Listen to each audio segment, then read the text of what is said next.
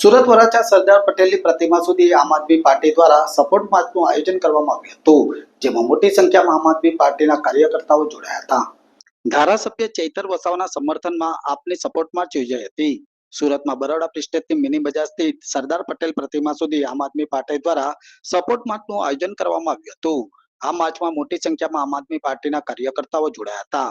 આપ પાર્ટીએ ધારાસભ્ય ચેતર વસાવાને થયેલી સજાના વિરોધમાં અને તેમના સમર્થનમાં આ પદયાત્રા યોજવામાં આવી હતી। ચેતર વસાવા તું માગે બળોના બેનરો સાથે મોટી સંખ્યામાં કાર્યકર્તાઓએ સૂત્રોચ્ચાર પણ કર્યા હતા। ચેતર વસાવાની સાથે હોવાના સુરો સાથેના નારા લગાવી સરકારનો ભારે વિરોધ કરવામાં આવ્યો હતો।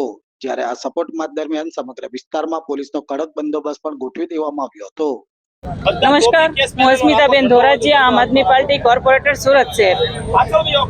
આદિવાસી સમાજના યુવા નેતા ધારાસભ્ય શ્રી ચૈતરભાઈ વસાવાના સમર્થનમાં આજે આ પદયાત્રાનું આયોજન કરવામાં આવ્યું છે। સમગ્ર ગુજરાતમાં એમના સમર્થન માટે આ પદયાત્રાનું આયોજન રાખવામાં આવ્યું છે।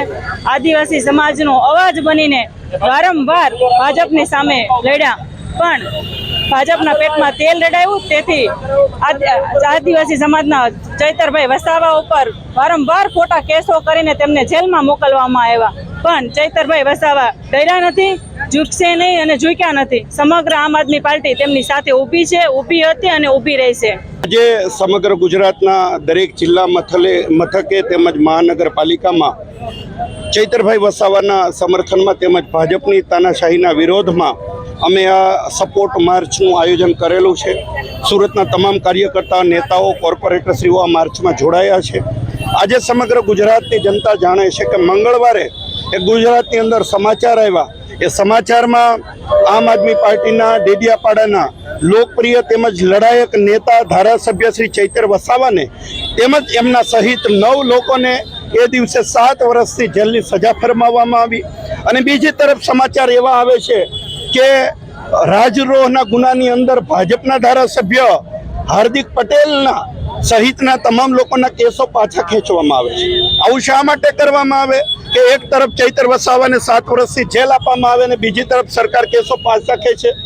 એટલા માટે કે ચૈતર વસાવા સતત ચૂંટાયા ત્યારથી લઈને આદિવાસી સમાજ માટે, આદિવાસી વિસ્તારની અંદર આદિવાસીના હક માટે સતત લડતા રહ્યા છે। આજે વર્ષોથી ભાજપ આદિવાસી વિસ્તારનું, આદિવાસીઓનું શોષણ કરતા આવ્યા છે, એમના ઉપર દમન કરતા આવ્યા છે, અત્યાચારો કરતા આવ્યા છે, એમની જમીનોને વિવિધ પ્રોજેક્ટના નામે એ લૂંટ ચલાવતા આવ્યા છે અને એમની સામે ચૈતર વસાવાએ સતત અવાજ ઉઠાવ્યો છે। આદિવાસી વિદ્યાર્થીઓની શિષ્યવૃત્તિની વાત હોય, આદિવાસી મહિલાઓની જ્યારે અધિકારની વાત હોય અને આદિવાસી ખેડૂતો સાથે થતા અન્યાયની વાત હોય, ચૈતર વસાવા હંમેશા લડ્યા છે અને એટલા માટે ભાજપના તેલ રેડાય છે। તાજેતરમાં જ ગુજરાતમાં યોજાયેલી જિલ્લા પંચાયત, તાલુકા પંચાયતની ચૂંટણીની અંદર આદિવાસી વિસ્તારમાં અંબાજીથી ઉમરગામની અંદર આમ આદમી પાર્ટીને 400 કરતાં વધારે સીટો મળી।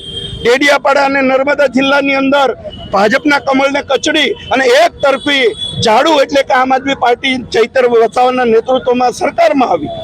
આજે નર્મદા જિલ્લાની અંદર તમામ જિલ્લા પંચાયતો આમ આદમી પાર્ટીની આવી અને એટલા માટે ભાજપના પેટમાં તેલ રેડાયું। એમણે ચૈતર વસાવાને દબાવવા માટે તમામ ઓફરો આપવામાં આવી। અગાઉ પણ અવારનવાર ખોટા કેસોની અંદર એમને જેલોમાં મોકલવામાં આવ્યા। એમને ત્યાં કહેવામાં આવ્યું કે હાર્દિક પટેલની જેમ જો ચૈતરભાઈ પણ ભાજપમાં જોડાઈ જાય તો બધા કેસો પરત ખેંચવામાં આવે, પણ ચૈતર વસાવાએ ક્યારેય ભાજપ સામે ઝૂક્યા નથી, ક્યારેય ડર્યા નથી, ક્યારેય સરેન્ડર કર્યું નથી અને એટલા માટે આજે 9 વર્ષથી સજા કરવામાં આવી। કરુણાતિકા ત્યાં થાય છે કે ચૈતરભાઈના પત્નીને પણ જેલમાં નાખવામાં આવ્યા કે જેમને 15 દિવસનું બાળક છે, એમને લઈ અને જેલમાં નાખ્યા। કઈ દિશામાં આ ભાજપ કામ કરી રહી છે? આજે સમગ્ર ગુજરાત સુધી આ મેસેજ પહોંચે એના માટે અમે આ સપોર્ટ માર્ચનું આયોજન કર્યું છે અને અમે બધા જ ચૈતરભાઈની સાથે છીએ, ચૈતરભાઈના પરિવારની સાથે છીએ।